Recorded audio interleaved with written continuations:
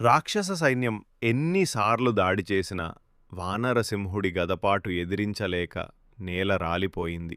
ఈ వార్త రావణుని చెవులకు చేరింది. ఆగ్రహంతో ఎర్రబడిన కన్నులతో సింహాసనం మీద నుండి లేచి గర్జించాడు. ఈ వానరుడు నా లంకలో విధ్వంసం చేస్తున్నాడా? అతడిని వెంటనే పట్టుకొని నా సభలోకి తెయ్యండి. ఆజ్ఞతో రాక్షస సైనికులు సమూహంగా బయల్దేరి ఖడ్గాలు, శూలాలు, గదలతో గర్జిస్తూ హనుమంతుడిపై దాడి చేశారు. హనుమంతుడు వీరులా ఎదుర్కొని అనేక మందిని కూల్చాడు. కాని చివడికి రావణుని ఆజ్ఞతో నాగపాశమనే దివ్యాస్త్రం ఉపయోగించి హనుమంతుడిని బంధించారు.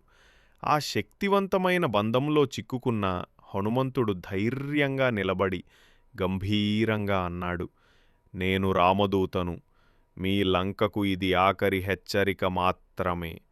రేపు రావణుని రాజసభలో బంధింపబడి నిలిచిన హనుమంతుడు రాక్షసాధిపతికి రాముని సందేశం చెప్పిన ఘట్టం.